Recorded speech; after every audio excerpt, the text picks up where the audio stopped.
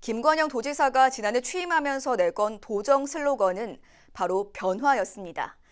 변화에 대한 강력한 추진 의지를 보이면서 도정 자문단 중 미래기획단을 구성해 지난 19일 공식 출범을 했는데요. 이후에도 추가로 자문기구를 설치하겠다는 계획입니다. 도청 안팎에서는 행정의 옥상옥 등 몇 가지 부작용에 대한 우려를 보이고 있는데요. 전북도는 풍성한 정책 논의와 다양한 제안이 있을 것으로 기대하고 있습니다. 박원기 기자입니다. 민선 8기 전북 도정의 변화 과정을 이끌 미래기획단이 출범했습니다. 미래기획단은 행정과 법조, 학계와 기업, 또 경제와 언론, 문화, 시민사회 등 각계 인사로 구성이 돼 각자의 역할에서 도정 자문을 합니다. 문화 관광과 농생명 바이오, 새만금과 미래산업, 삼누리와 수건 혁신 등 6개 분과로 나뉘어 반기별 정기회의와 임시회의를 진행합니다. 30명 정도의 미래기획단 구성 인력이다 보니까 분야별로 또 직역이 서로 다르고, 그래서 그분들에 특화돼서 전문적인 분야에 대해서 의견을 제시하고 자문할 수 있도록 6개 분과를 나눴고요. 또 그 미래 구상과 관련된 그 주제별로 또 도정 현안이 연결됐을 때는 임시적으로도 열릴 수가 있고요.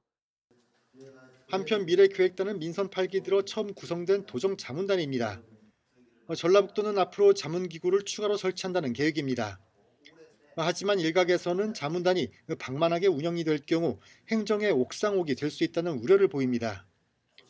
또 정책 의견 제시가 방향을 잃을 경우 오히려 행정 효율을 떨어뜨릴 수 있다고도 지적합니다. 자신이 내걸었던 공약 또는 정책이 현실화되기 위해서 또는 새로운 정책들을 도입하기 위해서는 자문기구는 필요하다라고 볼 수 있는데, 그 자문기구가 정책을 결정해버리는 심의기관처럼 돼버리면 실제로 정책을 실현할 행정 집행기관들이 제대로 작동할 수 없는 지경으로 빠질 수 있는 그런 우려도 있습니다. 이제 그런 점에 자문기구의 역할과 기능을 좀 더 명확하게 설정하고, 이에 전라북도는 자문단의 역할이 행정에 직접 개입하는 일은 절대 없을 것이라고 선을 그었습니다. 다양한 정책을 구상하고 이를 제시함으로써 도정 수행에 풍성한 자료와 선택지를 제공할 것이라는 기대입니다. 미래기획단의 자체가 뭐 도정에 대한 주제나 이런 안건에 대한 심의 의결 기구가 아니고, 순수하게 민간 차원에서의 주요 전문 분야에 참여하셔서 도정에 대한 자문, 그런 구상에 대한 제안을 하는 부분이기 때문에 옥상옥이 아니라 어떻게 보면 도정의 협력 관계 속에서 도정의 부족한 부분에 대한 또 다른 공백을 메꿔주는 그런 역할을 할 수 있을 거라 기대하고 있습니다.